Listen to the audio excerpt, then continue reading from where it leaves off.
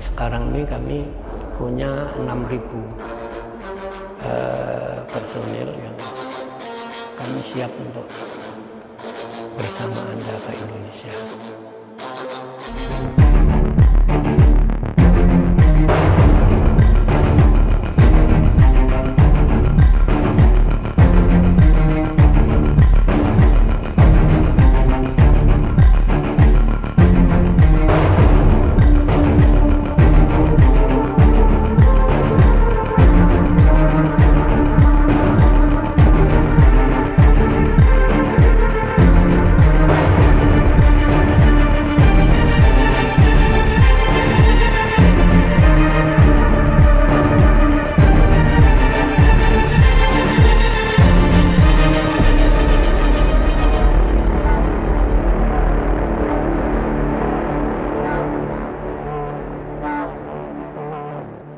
Assalamualaikum warahmatullahi wabarakatuh. Salam damai sejahtera untuk kita semua, Tribuners dan pemirsa dimanapun berada.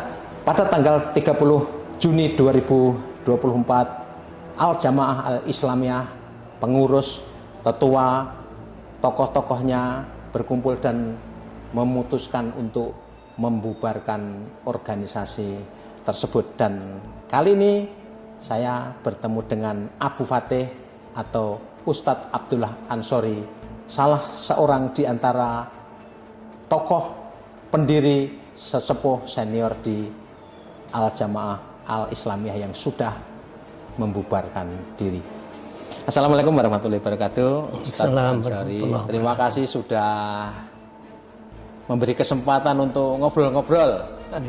Ya, selaras dengan yang kita dengar pada tanggal 30 Juni 2024, para sesepuh, pengurus, dan semua kader-kader senior di Al-Jamaah Al-Islamiyah berkumpul di Sentul, Bogor, dan akhirnya setelah berdiskusi panjang lebar memutuskan untuk membubarkan organisasi tersebut. Pertanyaan pertama saya, Ustadz, ini bubar beneran atau ya ganti nama, ganti kulit, dan kemudian masih dengan jalan perjuangan yang semula sejak awal? Gimana ini, Ustadz Ansori? Baik. Ya, sebenarnya saya secara pribadi itu sejak Ustadz Abdullah Sungkar wafat sebagai Amir Jamaah Islamiyah, Al-Jamaah Al-Islamiyah, saya merasa bahwa JI itu sudah tidak ada. Jadi JI itu istilahnya ya wujuduhu ka'adami, artinya ada dan tiadanya itu sama. Kalaupun kemudian muncul generasi penerus yang mencoba menjabarkan atau menjalankan kegiatan dengan ya nyerempet JI itu ya anak-anak muda. Karena para Wijayanto itu tatkala saya sudah berakhir, itu posisinya baru sebagai sekretaris wakalah Jawa Tengah. Sedangkan saya membawai 9 wakalah pada waktu itu. Jadi kembali kepada proses pembubaran ini, kalau tidak salah itu tahun 2021, itu ada petugas dari Densus datang ke rumah, diantaranya Kombes Sodik, kemudian juga Pak HKBP Pino, Pak Wawan, dan teman-teman yang lain. Itu ya pada waktu itu mau mengambil saya. Saya sih pasrah saja, apa yang diinginkan apa saya siap. Kalau harus mempertanggungjawabkan secara hukum adanya sesuatu misalnya. Terus kemudian beliau hanya minta bahwa saya diminta untuk membuat pernyataan keluar dari JI. Saya jelaskan waktu itu bahwa saya sudah tidak aktif sejak Ustadz Abdullah Sungkar wafat. Kalaupun ada sedikit-sedikit itu hanya proses saja. Kemudian saya tanya pada waktu itu kepada Pak Vino maupun Pak Kombes Sodik, apakah keluar dari J itu artinya itu saya keluar dari Islam atau murtad dari Islam? Beliau menjawab tidak ada hubung kaitnya dengan keimanan, keislaman seseorang, tetapi terkait dengan keputusan Pengadilan Negeri Jakarta Selatan pada bulan sekian tahun sekian yang menetapkan bahwa JI adalah organisasi terlarang. Nah, sejak itu karena jawabannya itu tidak menyangkut persoalan keimanan, saya merasa bahwa itu sesuatu yang yang menarik. Dan selanjutnya kami banyak berdiskusi dengan Pak Vino, Pak Wawan, bahkan kemudian Pak Tejo. Nah, setelah itu ya semula itu saya tatkala sudah membuat pernyataan keluar itu saya merasa sudah selesai lah urusan masalah saya. Harusnya ya. Saya sudah merasa tidak ada masalah ya, tapi saya tidak kemana-mana. Saya diminta tidak pergi jauh-jauh, saya di rumah, pergi ke kebun, pergi ke masjid gitu. Kemudian ya setelah kemudian diajak sama Mas Bambang itu ya untuk diskusi-diskusi bahwa tidak cukup kalau kita ini cuma diem. Kemudian Pak Arif Sekretaris itu Pak dulu Arif Siswanto, ya? Sekretaris saya. Dia bebas, kemudian beliau memaparkan sesuatu yang intinya itu J itu perlu dibubarkan.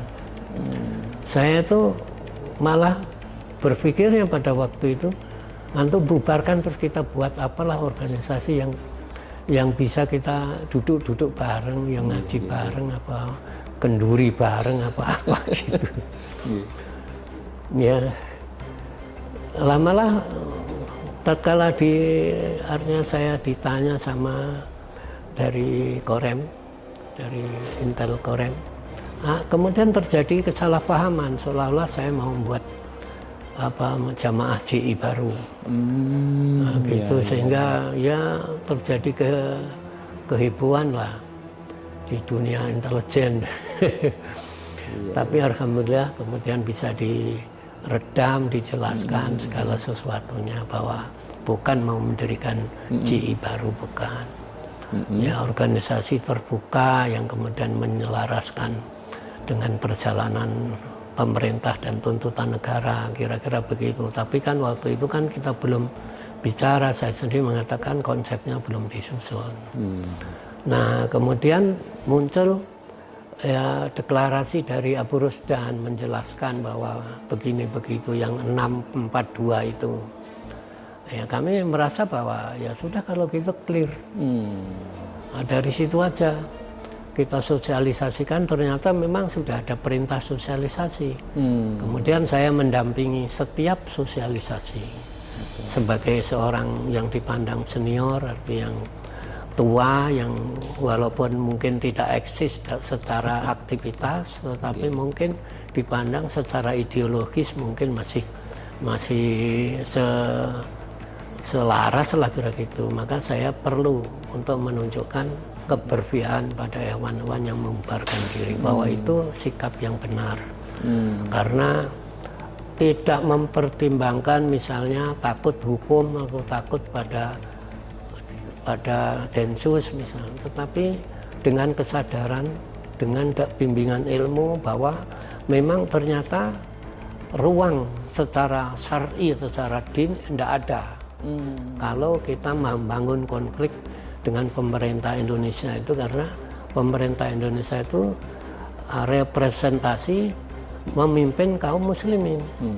Dan kaum muslimin ini ya bangsa Indonesia, bangsa yang rakyatnya adalah Islam. Lah istilahnya justru membubarkan diri itu untuk islah, mengislah diri. Ya banyak kalimat-kalimat dalam Al-Quran yang mengislah itu, misalnya la khairu fi katsirin min najwahum illa man amara bi shadaqatin aw ma'rufin aw islahim bainan nas. Atau jadi tidak ada, artinya kebaikan-kebaikan yang kesepakatan-kesepakatan yang tersembunyi, katakan gitu, itu tidak akan membawa kebaikan kecuali perintah untuk kebaikan, perintah untuk apa yang sodakoh, dan atau mengajak berislah. Maka apa yang dilakukan di Sentul Bogor itu merupakan khususnya adalah islah, mengislah diri dan mengislah, ya artinya betapapun pula sebagai bagian dari bangsa, bagian daripada negara ini, kita mengislah diri. Baik itu mengingat perjalanan kesejarahan dengan apa namanya peran ulama dan kemudian pertimbangan-pertimbangan revolusi dan proklamasi pada masa itu, sampai kemudian perjalanan panjang kita coba rekonstruksi, dan akhirnya memang sudahlah, bismillah, kita tawakal kepada Allah, kita terima apa yang dijelaskan Ustadz Abu Rusdan itu, kita pandang itu seperti momentum yang datang, memang seperti sudah dirindukan sama-sama, sama-sama dirindukan, sehingga tatkala kita atau kami melakukan sosialisasi mendampingi Mas Bambang Ustadz Arif itu mungkin sudah sekitar 15 kali. Itu semua bisa dikatakan tidak ada yang menolak. Tidak menolak. Sampai di akar rumput ya? Sampai di akar rumput. Sampai di akar rumput. Walaupun dulu misal lari jauh-jauh, tapi mendengar ini mereka pada berbondong-bondong datang. Gitu. Baik. Jadi artinya ini adalah sebuah keputusan bersama yang diambil secara bulat oleh semua elemen di bekas JI berarti ya, dan prosesnya tidak mendadak ya, artinya ini ada tahapan-tahapan yang sudah berlangsung agak lama, panjang. Paling kurang yang saya rasakan itu sejak tahun 2021. Oke, ya. Baik. Nah sekarang pertanyaan kedua, Ustadz Ansori, artinya kalau kemudian ada keputusan untuk membubarkan diri, artinya bahwa ini memang betul organisasi ini ada, karena banyak kemudian masyarakat yang melihat bahwa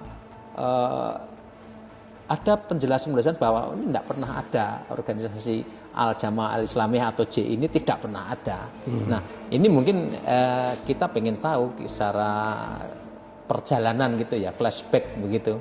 Nah ini sebetulnya bagaimana sih J ini yang benar-benar ada, kemudian Ustadz Ansori bagaimana kemudian riwayatnya kok kemudian 8 tahun di awal itu kemudian terlibat, dan saya yakin Ustadz Ansori tahu persis ini ya.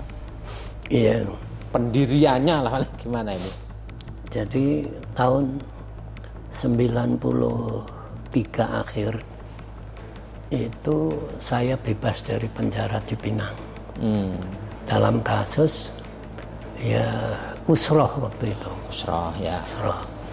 Usroh yang kemudian ya mungkin agak nyerempet-nyerempet peristiwa Tanjung Priok. Kalau kasusnya sendiri waktu itu di mana? Di lokusnya itu di Jakarta atau di Solo? Di Jakarta. Oh di Jakarta, oke. Di Jakarta. Saya baru bebas, kemudian sekitar 1 minggu setelah bebas itu ada teman yang datang ke rumah menyampaikan Ustadz mau telepon, maksudnya Ustadz Abdullah Sungkar. Oh, ya. Ya silakan. Terus beliau telepon, kemudian saya yang megang telepon berikutnya, sehingga saya langsung komunikasi sama Ustadz Abdullah Sungkar. Ya. Beliau intinya begini, ya akhi saya kangen sama antum, tapi kondisi saya belum memungkinkan untuk pulang. Jadi tolonglah antum usaha untuk bisa mengunjungi saya di sini, waktu itu di Malaysia. Di Johor ya? Atau di Negeri Sembilan? Di Negeri Sembilan. Saya langsung jawab, insya Allah Ustaz, saya usahakan. Nah, kemudian saya usaha bikin paspor di Jakarta Timur, waktu itu saya bikin paspor. Kemudian 1 minggu selesai. bikin paspor nggak sampai 1 minggu, mungkin 3 hari. Kemudian 1 minggu berikutnya saya udah berangkat. Saya berangkat sendiri lewat Singapura, transit Singapura, kemudian naik kereta ke Malaysia. Itu intinya. Ketemulah sama Ustadz Abdullah Sungkar. Ya, kemudian pada waktu itu beliau menjelaskan bahwa ya Ki, antum sudah dengar bahwa saya melepaskan baiat saya kepada NII. Waktu itu ya? Iya, kemudian sejak bulan Januari yang lalu, maksudnya tahun Januari 93, itu saya mendirikan Al-Jamaah Al-Islamiyah. Iya. Kemudian keperluan saya memanggil antum ke sini itu, saya mau minta tolong, bantulah saya. Pertama, adik antum itu, Abdurrahim maksudnya, itu memang dia ini seorang guru yang baik, yang tulus, yang ikhlas. Tapi dia ini murni guru, murni pengajar, pendidik. Yang saya perlukan itu yang bisa mengelola. Jadi satu, gantikan adikmu itu. Maksudnya Abdurrahim ini yang putranya Bukan, adik saya. Oh, adiknya Adik saya. Ustadz Ansori. Yang Ya. kebetulan pada waktu itu dia yang diserahi untuk mengelola jamaah di Indonesia ini. Oh, ya. Kemudian itu saya diminta untuk ganti itu. Yang kedua, bantulah anak untuk memiliki pondok pesantren. Saya pengen punya pondok pesantren itu 100 jumlahnya. Saya ketawa itu, saya bukan ahli pondok, Ustaz, bagaimana harus membuat pondok 100 itu. Nanti tak jelaskan teknis-teknisnya. Oke, Ustaz. Yang satu lagi, bantulah saya dalam melanjutkan ya program-program yang dulu sudah kita rintis bersama antum. Maksudnya itu hal-hal yang bernuansa kaderisasi askari. Waktu itu kan saya sudah pernah melaksanakan sebelum masuk penjara itu melaksanakan tugas pengiriman kader ke Afghanistan. Ya seperti Ustaz Abu Tolo, Ustaz Abu Rusdan itu awal itu, berarti ya? Ya awal ya? Saya yang ngirimkan sampai angka 59 orang terkirim, baru saya ditangkap masuk Cipinang. Ya, dianggap ya terlibat Tanjung Priok lah apalah, tapi pada dasarnya itu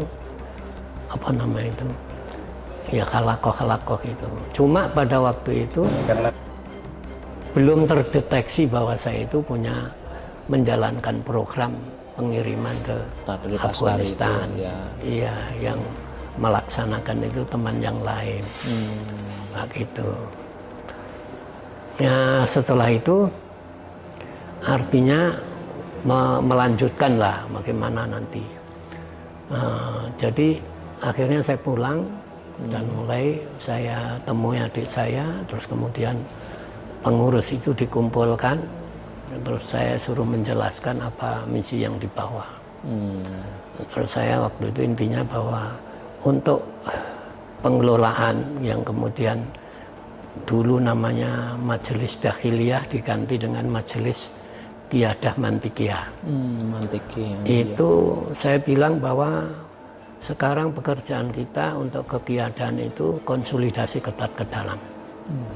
Artinya kita akan merumuskan konsep yang jelas. Satu. Yang kedua, kita harus membenahi personal. Pembinaan personal dari dakwah, dari tarbiyah, dari kemudian proses tamhis, kemudian rekrutmen, itu harus sudah terpikirkan secara detail. Gitu. Sampai kemudian program-program pembinaan selanjutnya, apakah diklat, apakah apa, itu kita harus sudah pikirkan secara matang. Kemudian persoalan tandim. Tandim ini amanahnya kan tandim siri. Siri. Tandim siri. Artinya kita tidak perlu open, ya kita jalankan aja apa yang bisa kita lakukan. Ya kira-kira itulah. Dan sebenarnya tadrib askari kemudian sifatnya yang siri itu sebetulnya sudah dikerjakan sebelumnya ya, tidak hanya sepulang dari Malaysia ya, Ustadz Ansori pulang dari Malaysia baru itu dikerjakan ya, sebelumnya sudah ya. Sudah. Yang dulu itu yang tatkala itu kan yang menjalankan setelah saya masuk dijalankan sama namanya Broto. Broto itu dari NII. Tapi kemudian kan itu tadi Ustadz keluar dari NII. Makanya ya akhirnya terbelah alumni itu sendiri. Ada yang ke NII, ada yang kemudian tetap ikut Ustadz. Tapi artinya kemudian ikut GI. Kemudian dalam perjalanan belum lama Akhi Broto meninggal.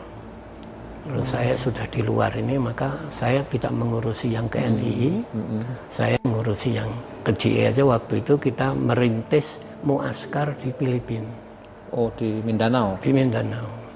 Tetapi tahap awal itu kita tidak memanfaatkan fasilitas itu, tapi kita itu tawarkan kepada Mujahidin MILF yang dipimpin oleh Syekh Salamet Hasyim.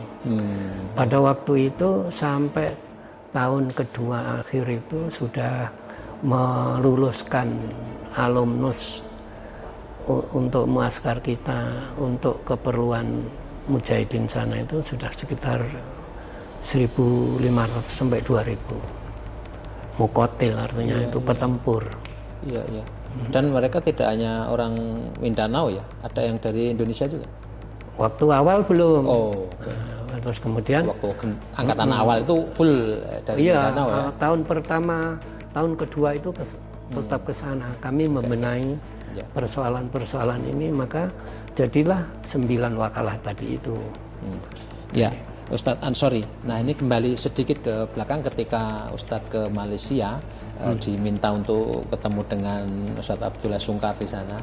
Apakah ketika pertemuan itu kemudian juga dijelaskan ini loh, jamaah Islamiyah yang saya bangun ini strukturnya demikian, kemudian posisi-posisi ini ditempati oleh siapa-siapa dan seterusnya, apakah sampai mendetil begitu?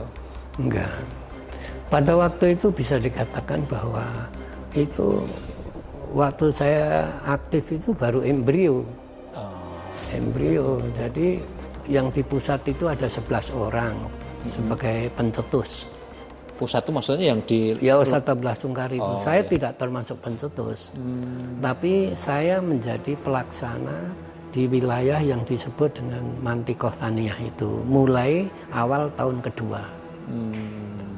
Nah, jadi baru pada masa itu adalah yang sudah terekrut hewan-hewan alumni pondok itu kira-kira sekitar 2.000. Dari 2.000 itulah yang modalnya kemudian kami olah, kami sisir mana yang menjadi mu'alim, mana yang menjadi da'i, mana yang menjadi murabi, mana yang menjadi tamkis, pentamkis atau penseleksi. Dan pada masa itu juga pengiriman kader ke Mujahidin ke Afghanistan juga terus berlangsung atau bagaimana? Ke Afghanistan itu seingat saya sudah enggak. Oh, sudah enggak. Karena waktu itu sudah diputuskan. Kita tidak punya tempat. Sejak masa Taliban itu kita tidak punya tempat.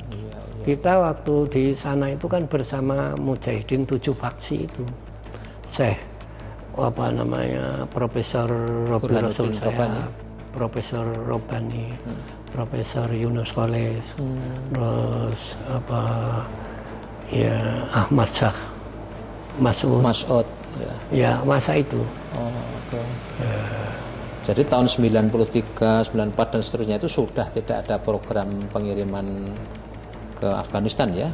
Nggak ada. Tapi saya masih agak silap-silap.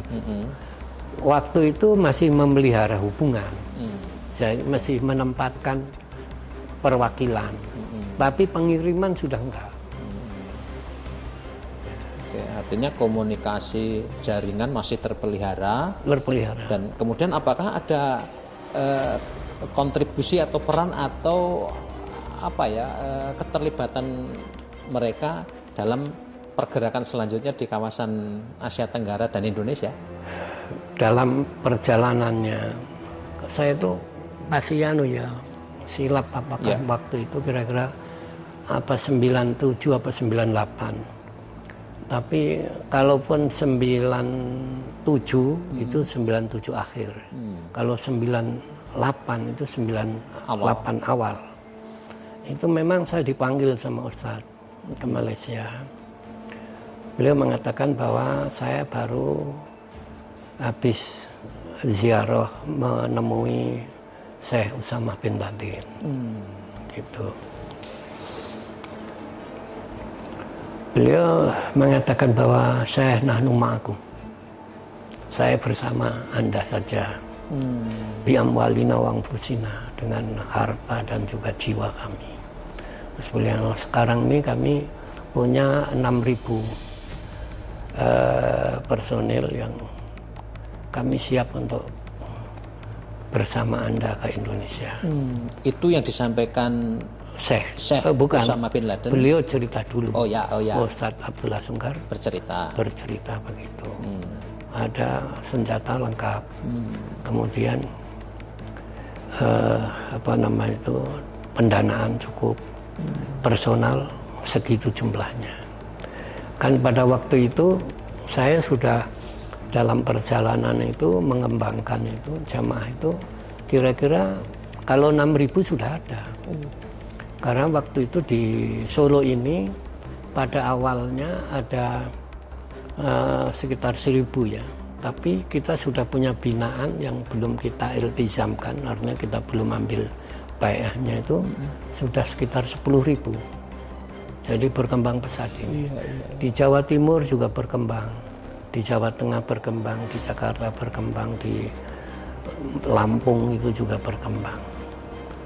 Nah, sehingga kalau saya perkirakan itu kira-kira sekitar 6.000 lah. Maka saya waktu itu berpikir kalau 6.000 ditambah 6.000 itu pasukan yang tidak bisa dikalahkan. Itu kalau hadisnya begitu. Apalagi ditambah dukungan dana, senjata, lengkap ya. Dana lengkap. Dan sebenarnya sebelum pembicaraan itu sudah ada kiriman-kiriman, tapi waktu itu tidak terbuka.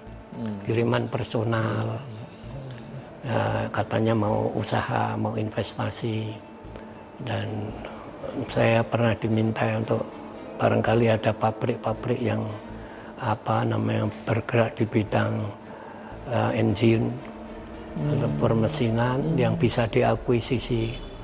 Itu pernah yang pada waktu itu. Udah belakangan saya baru tahu bahwa sebenarnya Syekh itu sudah lama berpikir mau masuk sini. Dan itu tidak hanya saya yang diberitahu ya. Yang artinya yang katakan yang dikasih tahu sama Ustadz itu. Saya menduga ya seperti Hambali, seperti Ustadz Mukhlas. Itu orang-orang yang juga tahu tentang keinginan Syekh itu seperti itu. Sehingga gerakan yang pernah ngirim untuk uji coba bagaimana di Indonesia itu kira-kira suasananya menyenangkan apa enggak. Terus sampai kepada ada yang datang dari Prancis, ada yang datang dari dari Spanyol, dan Timur Tengah tentu, Saudi, Yaman, yang orientasinya itu ya menurut saya itu masih tersembunyi pada waktu itu. Karena yang dikatakan itu misalnya ingin belajar bela diri. Itu. Tapi tatkala Ustadz itu menyampaikan begitu, Ustadz itu mengakhiri kalimatnya begini, ini semua akan tergantung pada antum. Antum yang harus menjawab. Antum itu maksudnya Ustadz Ansori ya? Iya. Ya, karena saya sudah punya pasukan 6.000 kira-kira begitu. Nah, kemudian setelah begitu saya jawab, Ustadz begini, ini kan perkara serius, perkara besar. Berilah saya kesempatan 3 bulan. Ya untuk istikharah, untuk kemudian coba untuk tadbirul maidan, artinya orientasi dengan ya apa namanya teritorial, baik itu apa namanya kewilayahan maupun demografisnya, sampai kepada persona yang lebih apa namanya itu spesial, utama itu adalah para ulama. Ayo silakan. Tapi saya tunggu jawabannya. Artinya ini perkara serius kata antum, jadi antum harus jawab. Baik Ustaz. Nah itulah kemudian saya pulang kemudian saya pergi ke Sulawesi Selatan, karena ada sana istri saya orang Sulawesi Selatan dan saya memang akrab dengan ya katakanlah ulama-ulama Sulawesi Selatan. Apa namanya, saya menjumpai seperti kalau nggak salah pada waktu itu ya Kiai Sulaiman, Kiai Ustadz Marzuki Hasan, Kiai apa Abdul Jabbar Asiri, itu yang saya ingat waktu itu. Di Makassar itu atau di Sulawesi Selatan. Artinya tidak semua di Makassar kan. Yang di Makassar itu Ustadz Jabbar Asiri. Tapi kalau Ustadz Marzuki Hasan di mana itu? Bone? Bukan, masih bawah. Goa? Oh bukan, kurang ke atas. Atas, Mamuju, Palu? Oh bukan ke sana, ke sini selatan masih. Oh, arah Selayar sini ya? Bulukumba ke atas. Bulukumba ke atas. Ya. Apa itu? Saya lupa ya. Atas ke atas Bulukumba ya? Iya. Iya. Tidak ada situ. Ada itu Ustadz Marzuki Hasan. Ya. Ustadz dan Kiai ini misalnya saya sudah akrab sebelumnya dulu. Saya pernah diperintahkan dulu sama beliau-beliau. Tatkala teman-teman tuh Agus Dwi Karna CS tuh naik gunung. Apa itu gunung apa masuk waktu Bawakaraeng ya? Iya. Bukan itu. Waktu itu terjadi kasus Tanjung Priok itu dan mereka ingin melawan. Nah, kemudian dikepung sama apa namanya RPKAD. Masih RPKAD waktu namanya. Terus karena diajak dialog suruh keluar nggak mau, terus saya diminta tolong oleh seperti Ustadz Marzuki Hasan itu untuk mendatangkan saya ke Makassar untuk dialog dengan mereka. Saya naik motor sama Ustadz Zaitun Rasmin itu 200 kilo. Oh, Zaitun Rasmin yang di Jakarta ya? Iya, kemudian dialog dari jam 8 malam sampai jam 8 pagi itu baru kesepakatan turun.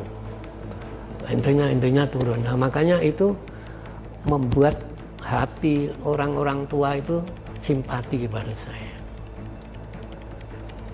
Itu simpati karena beliau merasa tidak berhasil, tapi saya bisa menyampaikan kalimat yang diterima. Dari situ kemudian berkembang pada kasus yang kira-kira 97 atau 98 tadi itu. Saya datangi, gimana kalau sekarang jihad? Kalau kita akan dapat investasi atau mujahidin dari luar saat kita bangun daulatan Islam di sini. Nah, ingat ya, kita dulu pernah keliru. Artinya dengan NI itu sudah pernah keliru. Saya tidak mau mengulang kekeliruan itu. Karena proklamasi 45 itu didukung oleh para ulama. Ulama itu yang tidak ikut memproklamirkan, tapi semua istikharah. Beribu-ribu ulama istikharah. Dan mereka menganggap bahwa proklamasi ini pada hari yang sangat tepat akan terjadi nilai hari yang seperti ini kalau sudah 360 tahun ke depan. Sampai ada kalimat itu yang saya ingat. Iya. Jadi disampaikan tetua yang dihormati di Makassar, di Sulawesi Selatan ya? Oh iya. Terus? Kemudian setelah ke sana ternyata memang kesimpulannya tidak ada. Kemudian saya Nggak ada kesempatan gitu ya? nggak ada peluang, Nggak ada tidak peluang. memberi ruang. Oke. Terus saya ke Jawa. Saya ke Jawa itu ada satu teman yang lupa saya namanya itu. Tapi teman itu temannya Mang Jaja. Mang Jaja dari Banten itu. Banten? Iya, temannya Kang itu. Jaja. Ya kemudian membawa saya lupa cuma namanya itu, siapa namanya. Saya diajak ke tempat Pak Rais. Pak Rais itu ya orang dianggap ulama di Banten. Terus kemudian Pak Syukur. Pak Syukur itu juga dianggap ulama. Ada lagi Pak Sangkiti. Doktor Sangkiti. Tapi waktu itu ketemunya di Cikampek.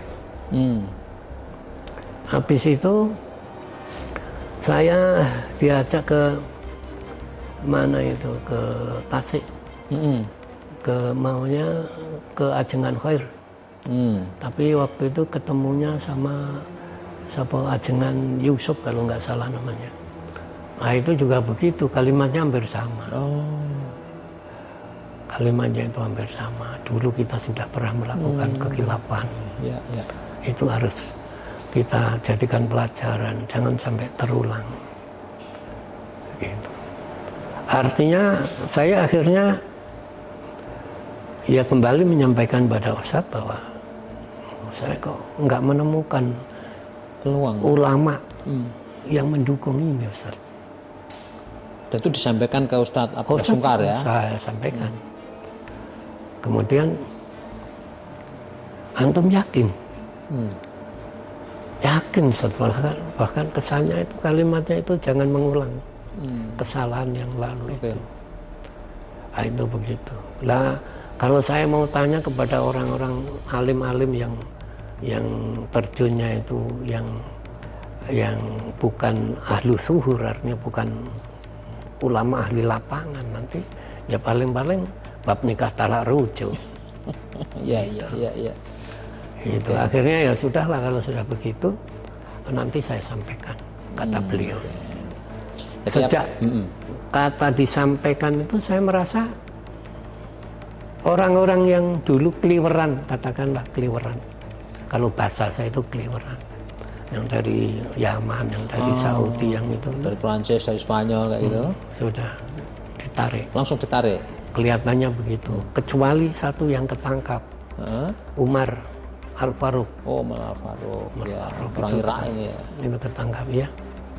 Artinya pada waktu proses penjajakan itu, apa yang diminta oleh Syekh Osama bin Laden kepada Ustadz Abdullah Sungkar dan kemudian diminta ke Ustadz Ansori itu sebetulnya di saat bersamaan secara diam-diam sudah ada yang masuk ke sini ya?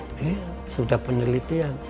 Bahkan kesimpulannya yaitu mereka itu bilang bahwa Indonesia itu artinya medannya itu sangat eksotis untuk jihad, karena di mana-mana kita untuk survival itu sangat memungkinkan ikannya, terus tumbuh-tumbuhan di katakanlah di ladang itu sangat eksotis. Luar biasa ya. Baik, kemudian sesudah itu reaksi Ustadz Abdullah Sungkar bagaimana setelah mendengar jawaban dari Ustadz Ansori ini?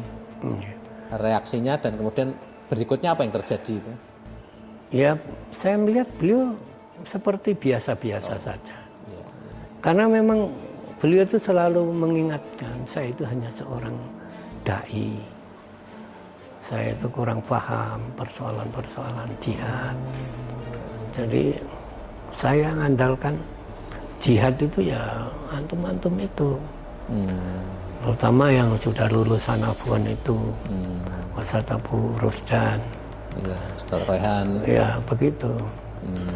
Jadi tatkala sudah saya sampaikan begitu ya beliau terkesan ya biasa-biasa saja. Ya. Wong begitu ya, cuma kan begini, itu kan ada tatkala begitu itu kan terus kemudian ada istilahnya ada semacam provokasi kepada Ustadz.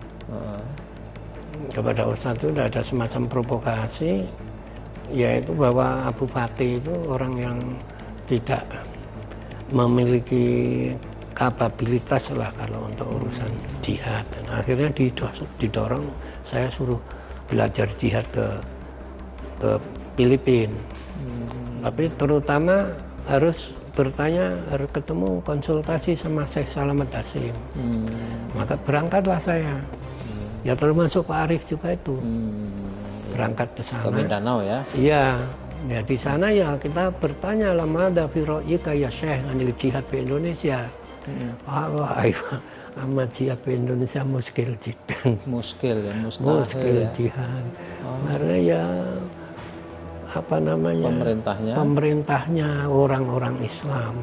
Ro'iyah umum orang Islam. Terus malah justru dapatnya begitu ya. Persoalannya kan antum itu kan hanya persoalan syariat Islam dalam arti hukum positif itu belum berlaku. Nah, dalam urusan itu apa ndak bisa dengan pembahasan dengan politik lah, bukan dengan penumpahan darah. Nah, itu yang kemudian pulang dari sana itu pada istilahnya itu pada loyo. Karena mendapatkan penjelasan dari apa namanya Ustaz Slamet. Iya, sama Hasyim saya itu. Begitu ya. Iya.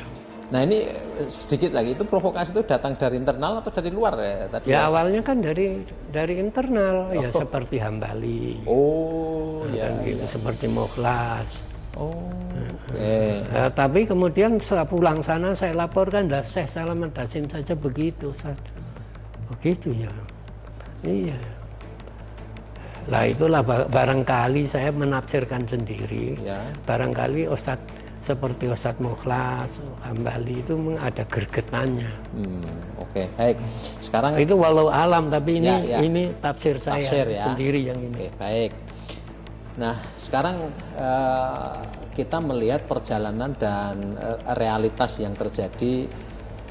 Ya katakanlah mungkin tidak terlalu jauh ke belakang, mungkin tahun 99, tahun 2000-an dan seterusnya, itu kan kemudian muncul peristiwa-peristiwa yang selanjutnya akan diidentikan dengan Jamaah Islamiyah. Apa yang terjadi di Kedutaan Besar Filipina, malam Natal tahun 2000 dan seterusnya, ini kan dilakukan oleh orang-orang yang kemudian setelah terungkap ini adalah yang dilakukan oleh orang-orang yang identik dengan Jamaah Islamiyah. Nah, di sisi lain tadi ada apa ya istilahnya temuan-temuan secara internal terutama dari Ustadz Ansori bahwa ini memang tidak memungkinkan dilakukan jihad di Indonesia dengan jalan kekerasan. Nah ini bagaimana? Setidaknya sampai 2001 ya, ketika Ustadz Ansori setelah itu tidak aktif lagi di Jamaah Islamiyah, ini apa yang sebetulnya terjadi itu? Karena Ustadz Abdullah Sungkar kan pulang ke Indonesia tahun 99 dan beliau kemudian wafat tak lama setelah itu. Nah ini apa yang kemudian terjadi di tubuh Jamaah Islamiyah ini? Jadi begini, ya saya tidak bisa memungkiri bahwa ada keterlibatan anggota GI di dalam peristiwa bombing itu. Tapi pertama, saya tidak bisa menjelaskan secara detail karena terjadinya bombing itu saya sudah tidak aktif. Terus yang kedua, artinya menurut keyakinan saya itu tidak ada itu unsur yang disahkan oleh Qiyadah. Oleh kepemimpinan C itu nggak ada. Ya inisiatif sebagaimana terbuka di pengadilan. Nah, cuma artinya ini inisiatif perseorangan begitu kira-kira? Iya, inisiatif perseorangan dari anggota CI. Cuma begini ya, sisi lain itu kami merasa bahwa ibarat orang yang lahir dan kemudian tumbuh berkembang. JE itu masih sangat muda belia, dalam usia yang mungkin sekitar 10 tahun sudah dibebani dengan beban yang overload, sangat berat. Artinya kami baru tamkis personal, kemudian membina personal untuk pemantapan, kemudian mengembangkan tandim atau keorganisasian itu kan masih sangat ringkih. Kalau 10 tahun itu. Tiba-tiba waktu itu terus terjadi krisis. Krisis di Indonesia, krisis moneter, krisis kepemimpinan, ekonomi, terus kepemimpinan atau politik. Nah, sampailah kemudian pada waktu itu saya termasuk yang diundang ke Jakarta, ke Dewan Dakwah Pusat untuk menerima tamu dari Ambon, yaitu Pak Brigjen Rustam Kastor. Iya, Rustam Kastor. Rustam Kastor, ingat saya waktu itu beliau mengenalkan sebagai Danrem Ambon. Kemudian beliau menyatakan bahwa pembantaian kaum muslimin di Ambon dan Indonesia Timur itu sudah berjalan 1 tahun. Kami karena kondisi ekonomi, kondisi politik seperti ini, pemerintah tidak mampu menggerakkan alat-alat negara karena tidak ada keuangan. Maka kalau kaum muslimin tidak tergerak untuk menolong saudaranya, itu ada 2 hal yang harus diingat. Mungkin kaum muslimin di Indonesia Timur akan habis. Yang 2, lahirnya RMS akan benar-benar terjadi. Dan itu akan merugikan bukan hanya kaum muslimin, juga bangsa Indonesia. Maka tolonglah dipikirkan matang-matang. Nah, dari situ itulah kemudian lahir namanya, waktu itu kan dari sini termasuk Aep Saifuddin, wakilnya Ja'far Umar Tholib, sama satu lagi lupa Laskar saya namanya. Jihad ya. Laskar Jihad. Laskar Jihad. Terus kami kemudian membuat Laskar Mujahidin. Laskar Mujahidin yang kami bentuk ini sebenarnya ya pertama kali untuk memenuhi permintaan dari Pak Rustam Kastor selaku Danrem itu. Kemudian kami pun berpikir tidak terlalu jauh-jauh, ya intinya itu bagaimana mendampingi kaum muslimin ada di sana, baik dalam urusan krisis korban kekerasan misalnya, kemudian juga artinya pemenuhan kebutuhan. Kami pernah bawa kurma itu sampai 4 kontainer untuk dibagikan kaum muslimin. Kemudian artinya kami berpikir kirim ke sana. Tapi baru 4 bulan itu Pak Wiranto selaku Panglima itu mendeklarasikan darurat sipil. Dan semua yang pendatang harus pulang. Nah, dari sana kami putuskan pulang. Pulang. Tetapi kami tidak menutup mata bahwa ada realita bahwa di antara teman-teman itu ada yang tidak mau. Karena merasa bahwa belum ada gerakan apapun dalam kerangka darurat sipil ini untuk bisa melindungi kaum muslimin. Ya akhirnya begitulah, artinya kami Qiyadah juga tidak bisa memaksa. Kemudian yang anggota yang masih juga belum penuh pemahamannya juga tidak bisa Baik Ustadz, ini artinya yang pengiriman ke Ambon ini, kalau ini betul-betul organisasi yang menimbang kemudian memutuskan untuk mengirim ya. Ya, kalau artinya yang ini on the track betul 4 bulan. Ya, oke. Nah, kalau yang bombing tadi, ini sekali lagi kembali bahwa ini adalah inisiatif individu. Iya. Kader-kader Jamaah Islamiyah, begitu kira-kira ya? Kira-kira begitu. Baik. Satu contoh begini. Suatu ketika saya itu ke Jakarta, berangkat naik bis malam. Sampai di Jakarta itu kan ya subuh. Subuh-subuh itu saya langsung ke kantor yayasan, karena pada hari itu saya bersepakat sama Pak Kiai itu ya, kemudian dia itu adalah Qaid Wakalah di Jakarta dan ketua yayasan untuk menerima wakaf 6 hektar waktu itu di Cianjur. Nah, saya itu datang dalam kerangka itu. Tiba-tiba rumah itu dikepung tentara, polisi. Saya nggak kan bingung, terus kemudian yang nemui saya itu Pak RT. Pak RT itu nggak cerita apa-apa. Ustaz, Bapak dari mana? Nah, saya bilang ya saya tunjukkan KTP saya. Kok pagi-pagi sekali sudah sampai sini? saya ini nunggu Pak Kiai mau menerima hibah wakaf di Cianjur pagi ini, maka kami berangkat habis subuh ini rencananya. Enggak tahu banyak. Terus tatkala saya ke belakang itu sama office boy kantor yayasan itu, BBC, Ustaz, ada yang terluka. Kenapa? Dia melakukan pengeboman. Siapa? Kaget kan saya. Terus udah dilaporkan sama Pak RT. Sudah Ustaz, tapi orangnya lari tadi di sini, dia tidur. Siapa? Ini teman-teman dari Keramat Raya. Siapa? Solahuddin apa Solahuddin. Lari ke situ, tapi kemudian lari lagi. Lari lagi. Cuma dikejar sama polisi, sama tentara tadi itu. Kan ketahuan masuk ke situnya. Oh iya. Nah itu kan artinya menjadi surprise bagi saya. Saya terkejut. Tidak tahu apa-apa. Tidak tahu apa-apa, kok ada begitu. Kemudian kan sesudah itu tentu aku mencari tahu. Iya. Apa yang sebenarnya apa? Jadi, ya. Itu. Oke. Baik.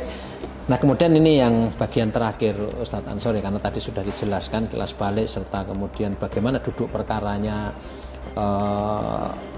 rentetan aksi kekerasan yang dilakukan oleh kader-kader JI sudah clear lah ya. Berikutnya lagi, nah ini setelah keputusan bersama di Sentul ya, bahwa JI ini membubarkan diri. Selanjutnya ini apa? Ini bagian terakhir, saya kira ini penjelasan yang mungkin paling penting sebetulnya.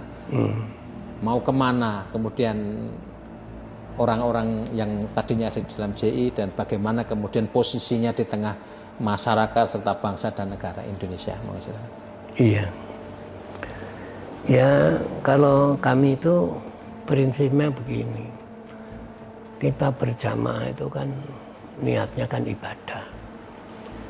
Kemudian di dalam ibadah itu juga ada batasan-batasannya. Ada yang sudah kita sadari bahwa kalaupun misalnya seperti jihad itu kita memang kuat, itu kemungkinan terjadinya kedoliman itu tetap ada, apalagi kalau kita lemah. Nah, itu satu. Oleh karena itu setelah kita membubarkan diri ini, ya kita berpikirnya ya semacam melakukan pendampingan. Melakukan pendampingan. Apakah dengan membuat ormas baru atau organisasi baru atau jamaah baru, itu kami sekarang ini belum mau berpikir ke sana. Tapi bagaimana melakukan pendampingan agar tidak terjadi, artinya potensi yang mungkin akan tumbuh dan berkembang sebagai splinter itu bagaimana kita antisipasi. Dan itu akan merugikan semua pihak.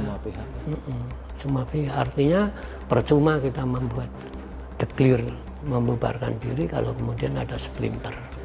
Juga akan merugikan dirinya, juga akan merugikan negara, kira-kira begitu. Ini ya kira-kira yang terpikir sekarang itu pendampingan. Maka kemarin saya usulkan agar sosialisasi itu dipercepat, karena yang kita khawatirkan itu justru yang belum memperoleh sentuhan dengan sosialisasi. Kalau sudah sosialisasi itu kita selama ini pengalaman kok begitu lancar, mereka bisa qabul.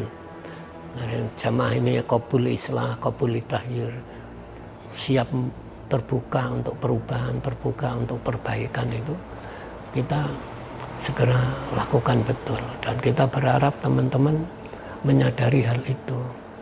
Apalagi kalau setback dengan sejarah masa lalu, dengan peran para ulama, dan kalau kemudian kita juga melihat ke depan dan juga berbagai pengalaman itu, saya kira ya islah ini akan baik bagi kami bersama khususnya, dan juga bangsa Indonesia pada umumnya.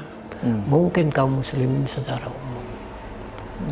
Nah, ini mungkin closing statement ya, atau penutup lah, nanti mungkin disampaikan Ustadz Ansori langsung ke kamera di belakang saya. apa pesan untuk masyarakat banyak atau publik terkait dengan perkembangan yang tentu saja ini bersejarah buat bangsa Indonesia? Silakan. Bismillahirrahmanirrahim. Alhamdulillahirrabbilalamin. Wabihi nasta'inu ala umuri dunya waddin. Wassalatu wassalamu ala asyrafil anbiya wal mursalin wa ala alihi wa ashabihi wa man tabi'ahum bi ihsan ila yaumiddin. Kepada kaum muslimin secara umum dan kepada rakyat Indonesia dan juga kaum muslimin tidak hanya di Indonesia, di luar Indonesia, apa yang kami lakukan ini sudah kami pikirkan secara matang-matang, dari tinjauan ilmu, dari tinjauan kemanfaatan atau kemaslahatan, juga kami tinjauan dalam nilai-nilai yang ukhrawi atau orientasi akhirat. Ini langkah yang merupakan langkah islah yang insya Allah akan selaras dengan nilai-nilai ajaran Islam. Oleh karena itu, apa yang telah pernah terjadi yang mengatasnamakan JI yang pada dasarnya bukan kebijaksanaan keorganisasian, ya itu kami tidak bisa nutup mata. Tapi kalau boleh kami mohon, ya kami dimaafkan karena kelemahan kami untuk tidak mampu mengelola secara ideal yang kemudian merugikan bangsa dan mungkin negara dan atau bahkan masyarakat dunia secara umum. Wallahu a'lam bishawab. Aqulu qouli hadza wa astaghfirullahaladzim li wa lakum wa li sairil mu'min wal muslimin innahu huwal ghafurur rahim. Assalamualaikum warahmatullahi wabarakatuh. Download Tribun X sekarang. Menghadirkan lokal menjadi Indonesia.